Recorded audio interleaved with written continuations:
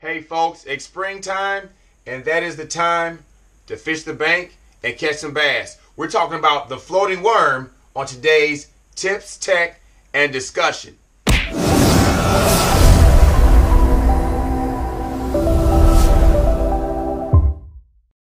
Hey folks, thanks for tuning in to today's Tips, Tech, and Discussion, where we're talking about none other but the floating worm. Simple setup, it gets your numbers, it gets them in the boat, fun way to catch them, and it's probably my #1 springtime bait to throw because it seductively calls fish throughout the grass, throughout the cover, throughout the structure to hit this tantalizing bait we call the floating worm. And how I set it up, pretty much a 6.5 to 7 foot Veritas medium spinning rod. We go to a 30 series Abel Garcia reel, 14-pound Berkeley Nanofill.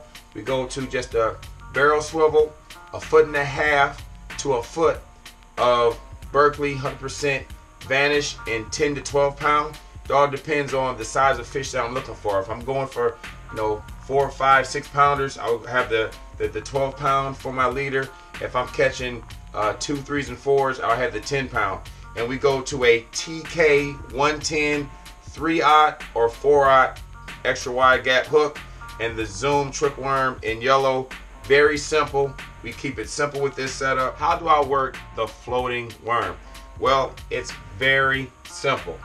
I want to hit targets, and the targets are grass, points in the grass, the indentions in the grass, the holes in the grass, lily pads, the holes in the lily pads. I just want to glide it over, let it fall into the holes, rocks, wood, lay downs, riprap.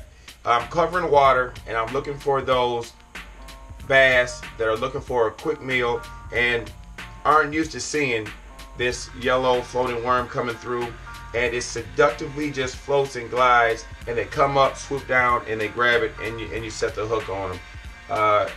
Great setup for catching numbers. Like I said, this is my favorite way to catch fish in the spring, is with the floating worm, because I'm able to come behind boats and use this technique and catch bass. Guys that are throwing spinner baits, shallow runner crankbaits, guys that are throwing chatter baits, those fish have seen those.